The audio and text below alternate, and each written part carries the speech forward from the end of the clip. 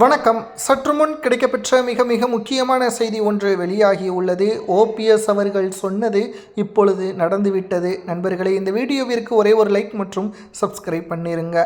OPS அவர்களுக்கு தேடி வந்த அதிர்ஷ்டம் வெற்றி என்று நாம் எது வேண்டுமானாலும் கூறலாம். ஏனென்றால் இன்று நடைபெற்ற சட்டசபை கூட்டத்தொடரில் எடப்பாடி பழனிசாமி அவர்களது பொன்னான வார்த்தைகள் இன்று ஒட்டுமொத்தமான அதிமுகவின் அரசியல் களத்தை தலைகீழாக மாற்றியுள்ளது. அதிமுகவிலிருந்து என்னை நீக்கிய பிறகு வெற்றியடைந்து விடுவோம், தமிழ்நாட்டில் முதல்வராக எடப்பாடியை பொறுப்பேற்ற வைத்து விடுவோம் என்று கூறியவர்களே இன்று அதிமுகவில் இருந்து விலகி தாவேகாவில் இணைந்துள்ளனர். செங்கோட்டையன் உள்ளிட்ட பலரும் என்னை வெறுத்தார்கள். ஆனால் இன்றைக்கு என் மீது அதிக அளவு அக்கறை கொண்டு நீங்கள் அன்று சொன்னதுதான் நாங்கள் ஏற்றுக்கொள்ளாமல் விட்டுவிட்டோம்.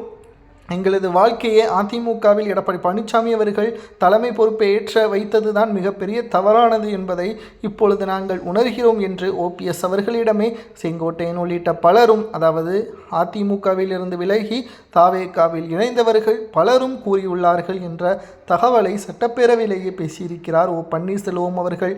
அதிமுகவின் வெற்றி வாய்ப்பை இழக்க வைத்தது எடப்பாடி பழனிசாமி என்ற ஒரே நபர் மட்டும்தான் என்பதில் மாற்று கருத்தை கிடையாது. அதிமுகவின் பல்வேறு வெற்றி தோல்விக்கு அதிமுகவின் தொண்டர்கள் இருக்கிறார்கள். ஆனால் தொடர் தோல்விக்கு எடப்பாடி பழனிசாமி மட்டும்தான் காரணம். அவரால் வெற்றியடைய முடியாது. ஒரு துரோகியின் பின்னால் மக்கள் எப்பொழுதுமே இருக்க மாட்டார்கள். அதிமுக சிறப்பாக செயல்படாத கட்சி ஒன்றும் கிடையாது. அம்மா அவர்கள் இருக்கும் வரைக்கும் அதிமுக வெற்றி வாகை சூடக்கூடிய அதிமுக பெரும்பான்மையான இடங்களில் தக்க வைக்கக்கூடிய வெற்றியே இருந்தது.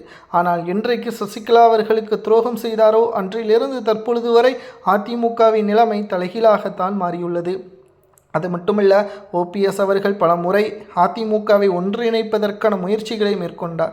ஆனால் எடப்பாடி பழனிசாமி அவர்களோ அனைவரும் ஒன்றிணைந்து விட்டால் எங்கே தனது பதவி அதிகாரம் அனைத்தும் இழந்து விடுவோமோ என்ற அச்சத்தின் காரணமாக அனைத்தையும் தன்னுடைய கட்டுப்பாட்டிற்குள் வர வேண்டும் என்பதற்காக பலரையும் நீக்கி சிலரை ஒதுக்கி அதிமுகவை இந்த நிலைமைக்கு வரவழைத்து விட்டார் எடப்பாடி பழனிசாமி அவர்கள் என்று சட்டப்பேரவையில் ஓபிஎஸ் அவர்கள் கூறியுள்ளது அதிமுகவின் அரசியல் வட்டாரத்தில் மிகப்பெரிய அளவில் அதிர்வலைகளை ஏற்படுத்தியுள்ளது.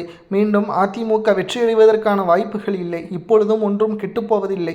அதிமுகவை பொறுத்தளவிற்கு எடப்பாடி பழனிசாமியின் பொதுச்செயலாளர் பதவி என்றைக்கு ராஜினாமா செய்கிறாரோ அன்றைக்குத்தான் அதிமுகவின் விடிவு காலம் பிறக்கும் என்று சட்டப்பேரவையிலேயே ஓபிஎஸ் அவர்கள் பேசியிருப்பது அதிமுகவின் அரசியல் வட்டாரத்தில் மிகப்பெரிய அளவில் பேசும் பொருளாக மாறியுள்ளது.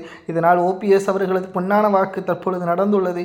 அவர் அன்றைக்கே கூறியது இன்று நடந்துள்ளது என்றும் தற்பொழுது நாங்கள் தான் ஓபிஎஸ்ஐ மனதார அவரை ஏற்றுக்கொள்ளாமல் புறக்கணித்து விட்டோம் என்று இன்றைக்கு அவரை தேடி வந்த அதிர்ஷ்டமாக அதிமுகவின் நிர்வாகிகள் கூறி